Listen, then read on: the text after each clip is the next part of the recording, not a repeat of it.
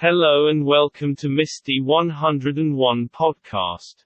We will look at current affairs, have music for your enjoyment and story that we are sure that you will enjoy. This summer's Olympics will be the most politicized since the notorious 1936 Berlin Games. Organizers aim to keep the focus on sport at the Olympics and their right to do so, as there's a dark history of mixing politics with the Games. But some athletes seem intent on protest, which will be a big turn-off for viewers. Thomas Bach, the president of the International Olympic Committee, has announced that political demonstrations will not be allowed on medal podiums during this year's Tokyo Olympics. Bach clearly does not want to see a repeat of the 1968 Olympics, when two American athletes gave the Black Power salute on the podium. Bach stated that the podium and the medal ceremonies are not made for a political or other demonstration, they are made to honor the athletes and the medal winners for sporting achievement and not for the private views. He continued, the mission is to have the entire world together at one place and competing peacefully with each other. This you would never manage if the Games became divisive. Fine words indeed, but unfortunately for Bach, the International Olympic Committee (IOC) has already sold the pass on this one. Although back in April the IOC maintained that it would uphold Rule 50, which bans any demonstration or political, religious or racial propaganda, it bowed to pressure last week and relaxed the rule. Now competitors will be allowed to make political gestures before events, although they have been warned not to do so from the podium. We will come back after this.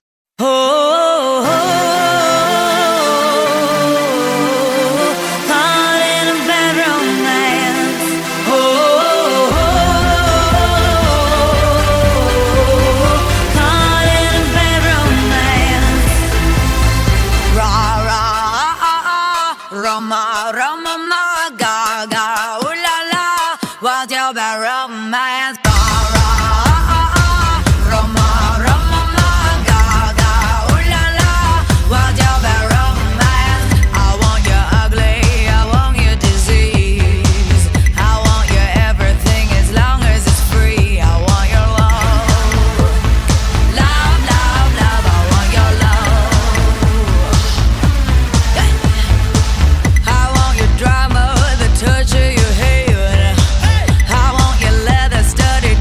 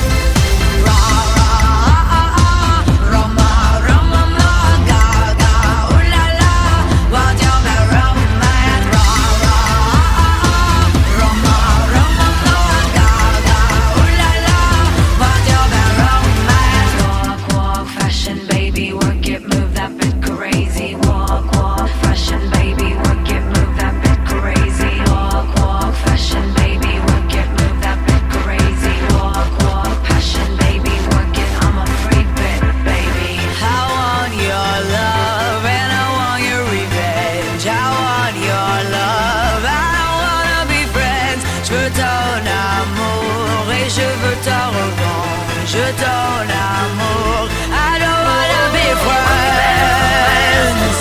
No, I don't wanna be friends. I don't wanna be friends. What you borrow romance? What you borrow romance? I want your love and I want your revenge. You and me could write a bad romance. I want your love and all your love's revenge. You and me could write a bad romance. What you borrow romance? What you borrow romance? What you borrow romance? Ra ra Roma Roma ma ga ga ooh la la, what you borrow romance?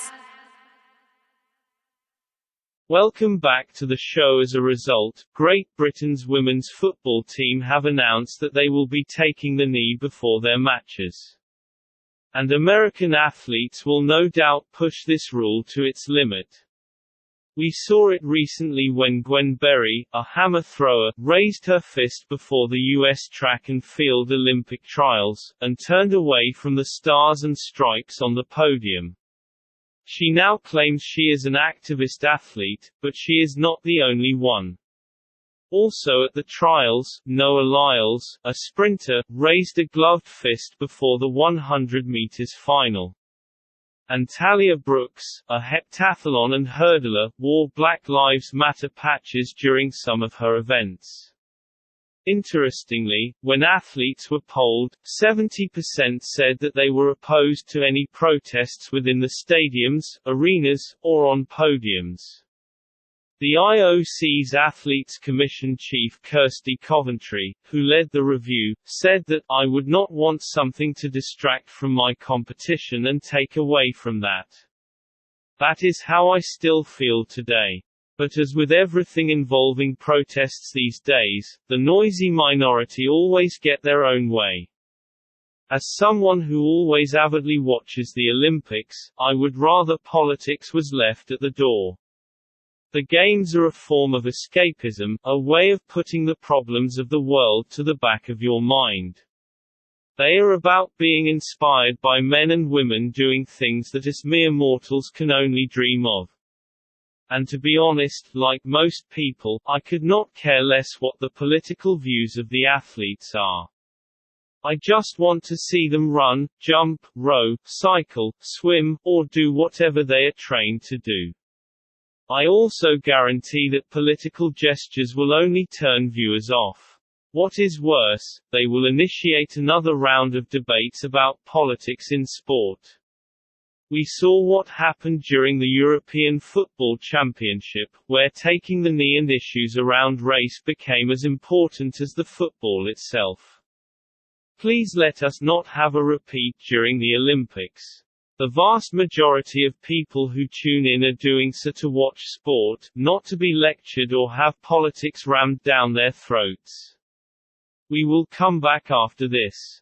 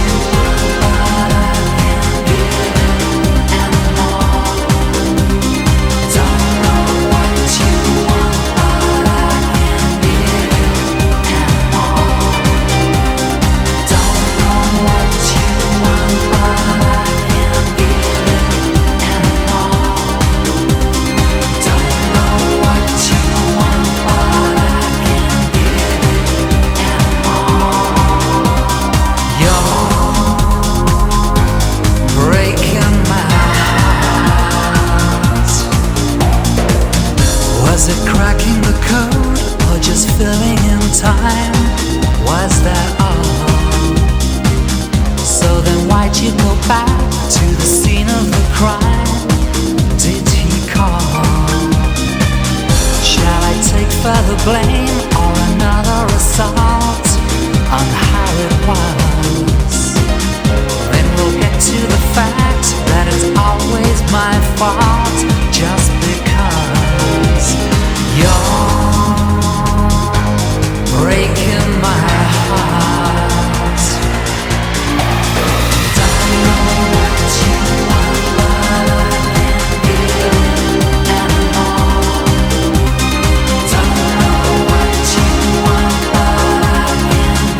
give it anymore.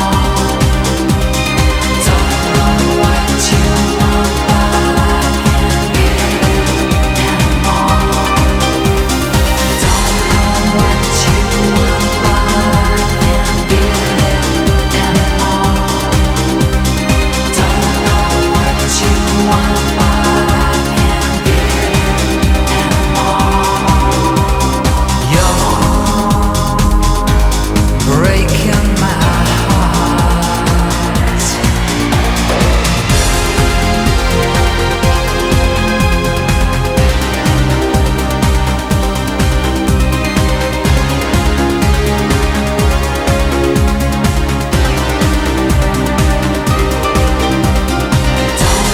want, but I can't give it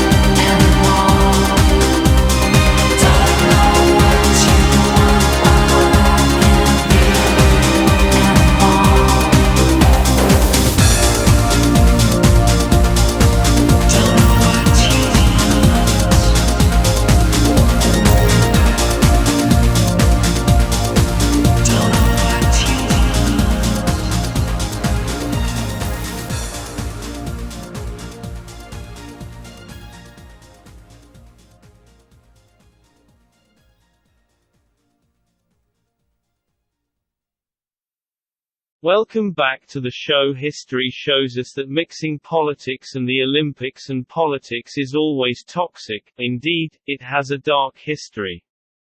Berlin 1936 immediately springs to mind, when Adolf Hitler attempted to use the games for his own political ends.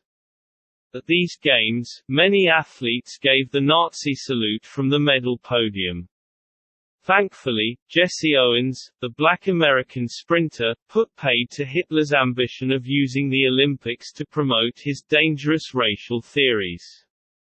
Then, at the height of the Cold War, we had the Americans refusing to attend the 1980 Olympic Games in Moscow, and Soviets returning the favor 4 years later in Los Angeles.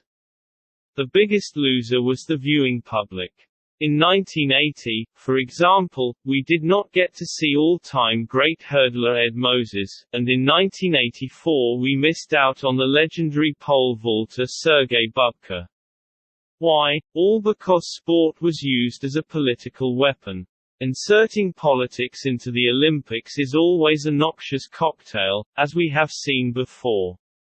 Moreover, these Olympics have the potential of being the most politically charged since the 1980s, or possibly even since the 1930s. Debates around identity politics, taking the knee and black power salutes could overshadow what is set to be an enthralling sporting spectacle. The losers, I'm afraid, will be the sport-loving viewers who may well choose to turn off in their droves.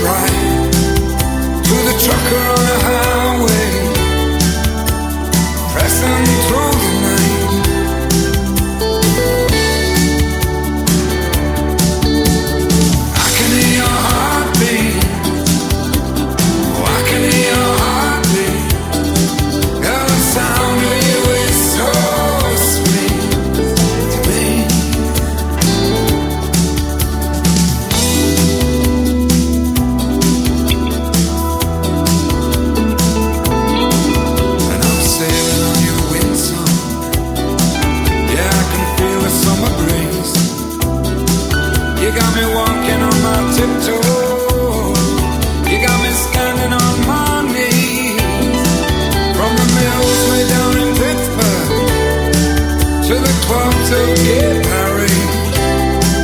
And no matter where I roam, girl, you can always get to me. Yeah, I can hear your heartbeat. Yeah, I can hear your heartbeat. The sound of you is so sweet to me.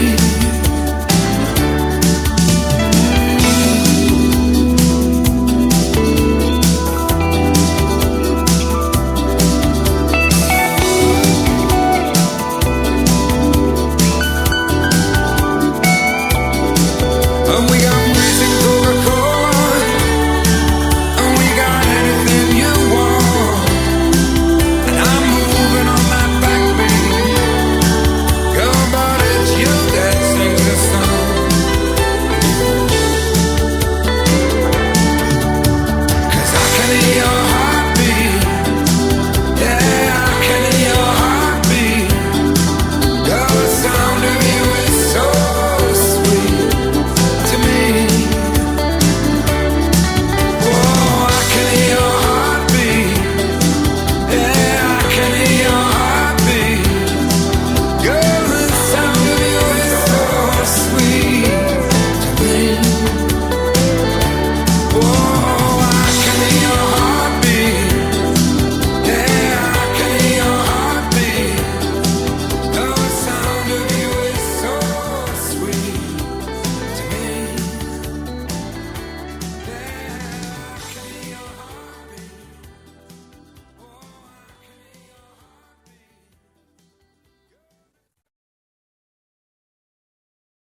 We are out of time. We hope that you have enjoyed the show.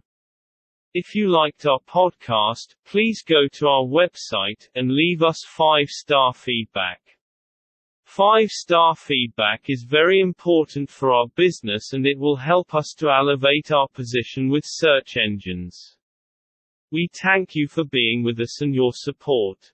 Goodbye till next time.